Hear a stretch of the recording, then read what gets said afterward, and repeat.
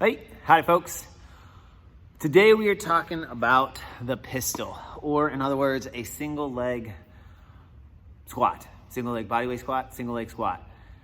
Okay, the pistol.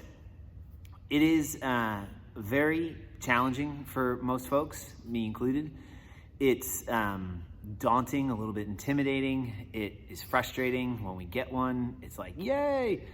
And I tried to figure out, well, I didn't figure it out, but do a little research and learn what makes it so challenging. So let me put it in perspective. Okay, an athlete, let's say a woman athlete, female athlete, can back squat 150 pounds on her back. And let's say she weighs 150 pounds. We'll just make it easy math. So she can do a back squat with 150 pounds on her back, and she weighs 150 pounds, she can move 300 pounds through full range motion of a squat. So just by the math, physically, if we were to do a one-legged squat where she is using only one leg, she could squat on that one leg 150 pounds, right? Just math, half my body, there we go. So why then, when we do a pistol, is it so infinitely harder than doing a body weight air squat? It makes no sense, but it does make sense. And it's because of two things: ankle flexibility and hip mobility. That's it. That's not it. There's also muscle firing, coordination, making sure that when I say coordination, what I mean is like when I go to fire that hamstring, posterior, my butt, glutes, hamstring, glutes, calf, when I go to fire all of those muscles, maintaining that midline stability and I'm not leaning way forward, the muscles don't want to fire because it's neurologically very difficult to do unilateral stuff. For your body to both fire the muscles that it wants to fire and neurologically balance on opposite sides is very difficult. Blah, blah, blah. Hey, it says nerding out on the creek. There's a little nerd fest there. What can we do? Well, we modify the movement, and we modify the movement so that it stays single leg, unilateral. It is still a squat, meaning it is initiated by a hip hinge backward, that I get full range of motion from full extension of my hip and knee to full flexion of my hip and knee, and I stay on one side. So the squat mechanics stay the same: midline support, neutral spine, full range of motion, posterior chain activation. Whew, had to think about those.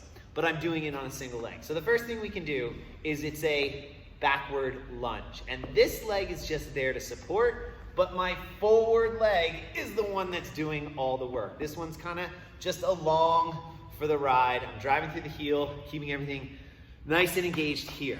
Then I can reduce that lever arm by bringing my foot a little bit closer in. And it's kind of like a little pirouette move, right? And I'm alternating sides, one side maybe a little bit better than the other. I can make it even a little bit more difficult. I can bring that leg up onto my calf and accomplish the same thing, getting a little bit more difficult. Now I've got that balance element. And those are great. And those are things we will go over in class and you'll get a chance to practice. But at some point we change the game and we make it so that the leg is no longer posterior, but now it is anterior to my body, in front of, no longer behind my body. And there is 1,000 ways to scale a pistol with that leg in front. We're gonna go over a couple. Because what ends up becoming the limiting factor here is, can I keep my leg up while I come all the way down to full range of motion? And as I said, I struggle with those. So what can we do? Well, we can block the range of motion with a box. So I sit down on the box and stand back up. Yes, we're not getting full flexion in our knee, ankle, and hip, but I'm getting the balance and I'm getting the coordination. We can make that range of motion even further with our handy dandy ball. And I do the same thing. I come down and I sit, and I stand back up. So now we're using that ball to kind of get a little bounce, but I'm still getting that range of motion. We can come up on a box. And here, now I'm using the box to lessen the degree of how much I have to hold my foot up, but I can come all the way down and stand through that pistol. We can counterweight it. We can use a pole to support. I don't like this one because you end up pulling too much.